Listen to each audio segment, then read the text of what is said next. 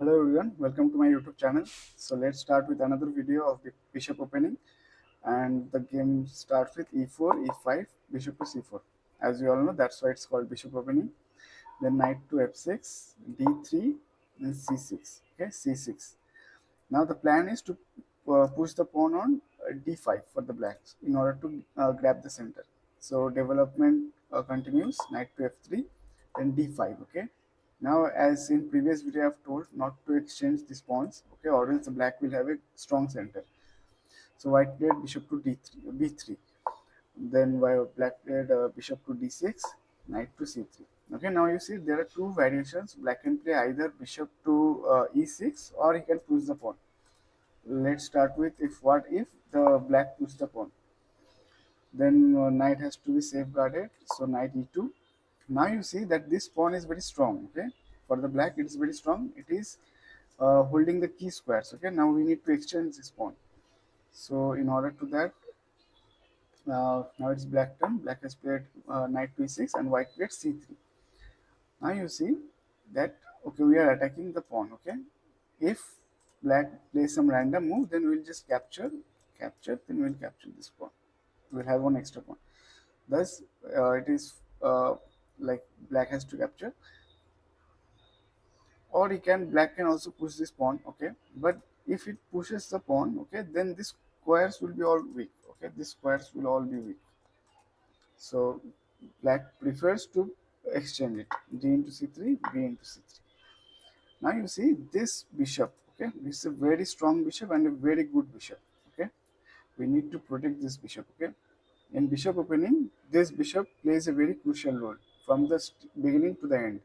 Okay, whenever you have the chances, try to retain this bishop. So black, with the same motto, played knight to c5 in order to exchange this bishop with the knight. Also, you see this knight is attacking this pawn. The queen is also attacking. Okay. So first of all, you have to save the bishop. So bishop to c2, then g4. Okay, bishop to g4. Now you see, if I play some any random move, then it will capture the knight and it will damage the pawn structure. Okay, then it will have it can attack in many ways. So we need this structure of this castle side to be protected. So white has played knight to g3. Okay, knight to g3. Now you see, if it now bishop captures, then queen will capture. Okay, so game continues. Knight to h5. Okay, knight to h5. Okay, he wants just to exchange the pieces. Then we need to remove this bishop, right? So we have played h3. Okay, let's see what black does. Then black has played knight into g3. Okay, knight into g3, damaging a little bit of the pawn structure, a little bit.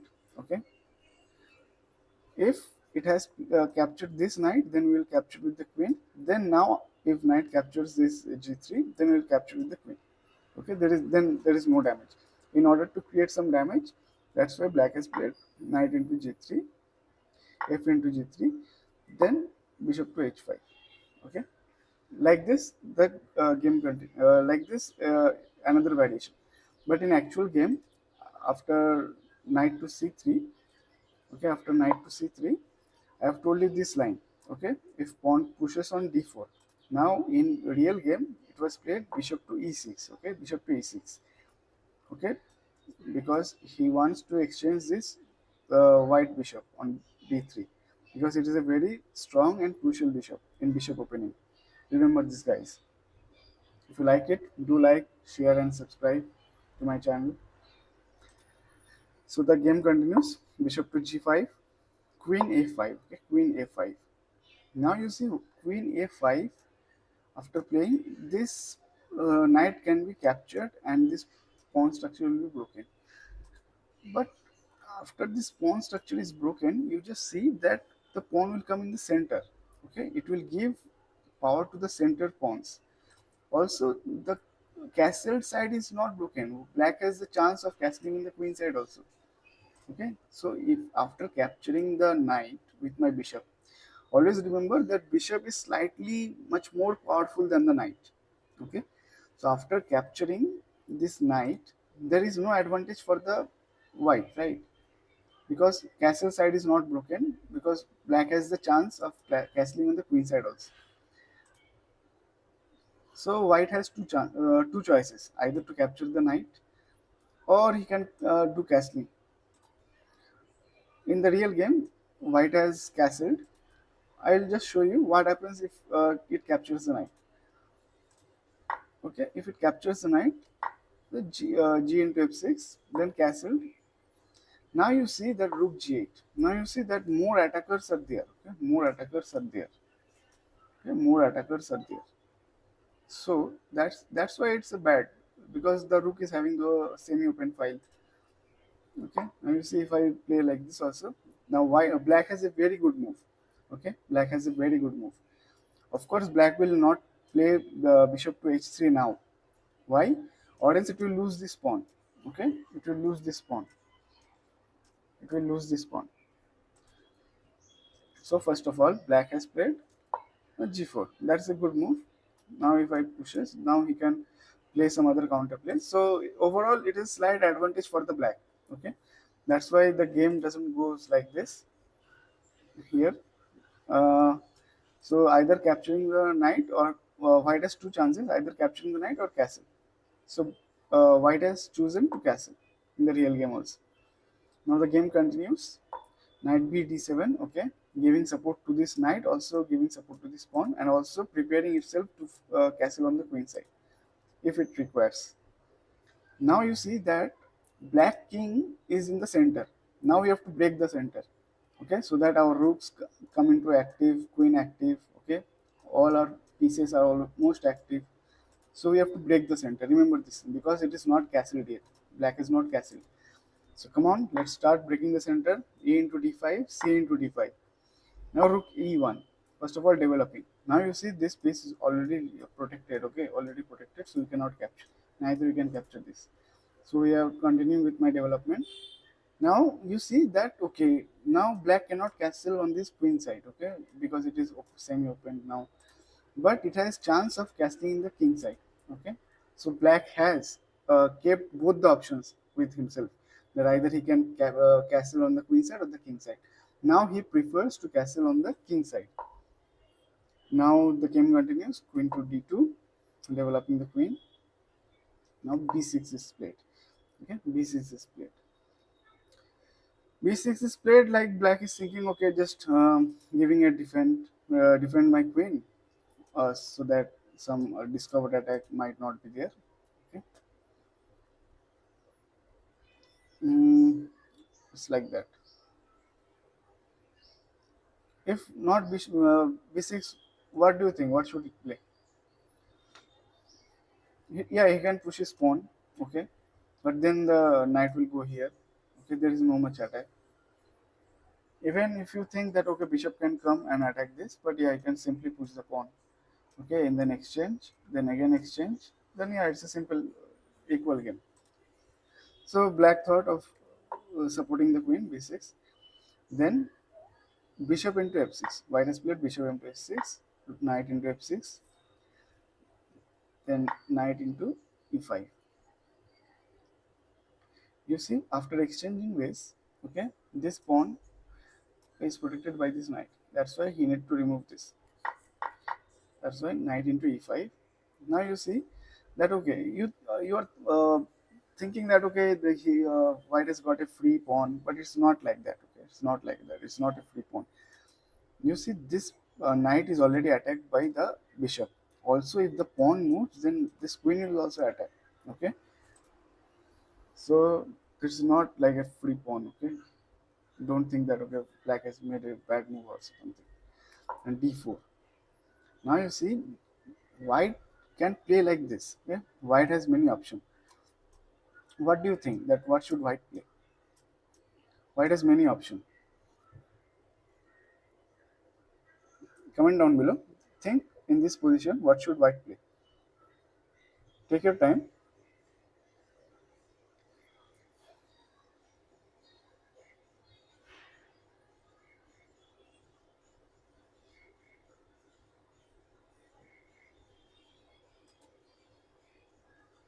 you my most of the people will think, okay, let's put the knight in the center. Okay, knight in the center. But the correct move is knight to b1. Okay, knight to b1. Why knight to b1? Why not this knight on here? Because if knight goes here, okay, if knight goes here, then you see that this knight is falling. Okay, this knight is falling. Even if knight goes here also, then also this knight is falling. So that's why knight to b1. Okay, when the game continues, bishop to b4, c3, bishop into b3, bishop into b3, c into b4. Now you see that this bishop cannot be captured, always the rook will be falling. So the queen has to be in the same line. So queen a5, then again pushing the pawn. Okay, so that if it captures, then I can capture the bishop. So it retains the position. Now knight to a3, knight to a3. Now you see, now I can capture the bishop. Okay, so black has played bishop d5. Okay, taking his bishop back. Then knight rook e to c1 played by white. Okay, rook e to c1. If this rook plays here, then this pawn is falling. That's why he has preferred to play this. Then also black is also developing. Rook into rook, rook into rook, knight e c4. Now you see that if bishop captures, then pawn will capture. Okay, pawn will capture, and it will be a good position. Also, this pawn is attacked. Okay, this pawn will be attacked. Also, if this bishop captures, knight can also capture. Okay, if this queen captures this pawn, then you see there is a fork. Okay, there is a fork. So white has a good tactical ideas here. Bishop into bishop, knight into bishop. Now you see, if it captures, then what I have told, the rook, knight d6. In real game, black has played rook to d8. Then it's white turn. It again came back in order to protect this pawn. Game continues. Knight d5. Now you see that, okay, there is nothing much more left for the white or for the black. Now you have to develop the king also. Okay, but before centralizing the king, always remember that the queen should be exchanged. If the queen is there, then there is many possibilities for giving double check or discovered attack. So before, okay, always remember this is a key idea. Before centralizing the king, queen should be exchanged. Okay, this will, or else it will give advantage for the opponent. Okay, white has played king to f1. Black has played h6. Okay, just stopping this idea. Now rook to c1. Now you see that it is just like you can say psychological belief that, okay, white king is also developing, let's black king also develop. Okay, most of the thing is goes like that only. uh, Lower rated players below 1800, it goes like that. Okay, white is also developing his king, let me develop my king also. But what would happen if black develop his king? Now you see c4. Now this pawn is gone. Okay, this pawn is gone, this queen is attacked, he has only these two options, then this pawn is gone. Okay, so it is losing the pawn. But in actual game, so black thought, okay, let's exchange. Okay, let's exchange the queen. What is this pawn will be going? Let's exchange. Okay, white also preferred to exchange because he need to centralize the king. Okay, now you are thinking, okay, this pawn is also fault, but now you see that this knight is passive. Okay, this knight is passive, he has no square to go. But you might be thinking, got it, this square is there, this square is also attacked. Now you see, after rook on c4, now you check out the squares. Can the knight go with any of the squares now? So that's a poison pawn. Okay, that's a poison pawn. Now the knight will fall. Okay, this pawn also can't come on defending this square so that the knight can jump. Okay, that's a poison pawn. That the it's another concept of poison pawn. I will take another lecture later on. That is also many poison pawns are there. Even you can say this b2, g2. They are also poison pawns in some variation where queen can be trapped. Okay, the game continues. Now you see the king is approaching slowly. Okay, in order to capture the knight. The the main motto is to capture this knight now. King to f8. There is nothing more to do with the black. Then now you see, now the rook is directly attacking. Okay, after king came here, it is already protecting the square. Now rook is directly attacking. After the knight moves here or here, then it can capture easily the black's knight. Also, the rook has no some counterplay, like he can attack the pawns. Okay, then he can save the knight. Okay. Now you see also after playing rook on a4, it is attacking this pawn also on a7. But if black plays rook to d7, okay, it's a very passive. You are going for the defense. You are going for the defense. For example, if it goes like this, now knight to c2. Now you see this. This is also falling. This is also falling. Okay, so that's not a good move. Always you have to attack. Okay, we have our approach should be like always you have to attack. So black has played rook to g5. Now you have to save the pawn g3, then again f5, then again f4. Now if it goes again like this, then I will push the pawn here again. Then I can easily capture. After pushing the knight, I can easily capture this knight. Okay. So black thought, okay, let's push this pawn. If it captures, then I can give it check. Then I can capture this pawn or this pawn like this. Black's motto is like that. G5. Now what do you think? Should we capture this pawn? We should not capture, right? Because if we capture, then we cannot trap this knight. So we have to attack. We have got the chance. Now we have to go for the attack. Knight to c4. Now we have to capture this. That trapped pieces should be captured as soon as possible, or else it will find any way to run away. G into f4, rook into f8. Now you see already a piece up. Also this pawn is also falling. Okay, knight is there, good in a good position. Okay, this is clearly advantage for the white. h5. Okay, he is playing to give a check, planning to give a check. Now white played g into f4. Okay, capturing the pawn. Now rook into h2 check. Now it should not go here or here or here like this. Okay, here or here like this. It should come to this square because this pawn is having the open file.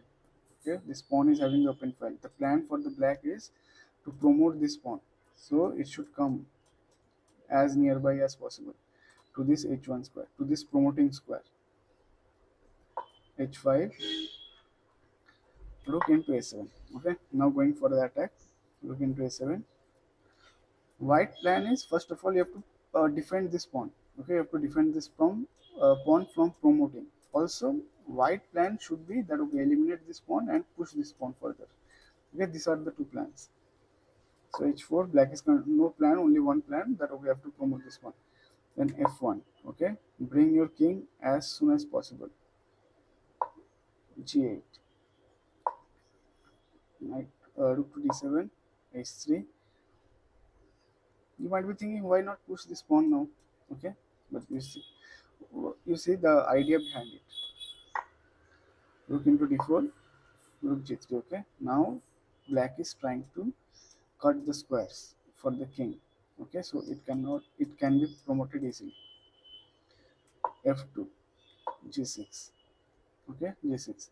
Now you see that, okay, now the pawn cannot be it is blockaded by the white pawn, but still one piece up. Okay, pawns are like rolling. This pawn is also will fall very soon. It's a clear win for the white. Okay, the game continues like that. Okay, just going to capture this pawn. That's it. f6. Now you see, now the pawn is falling, nothing left.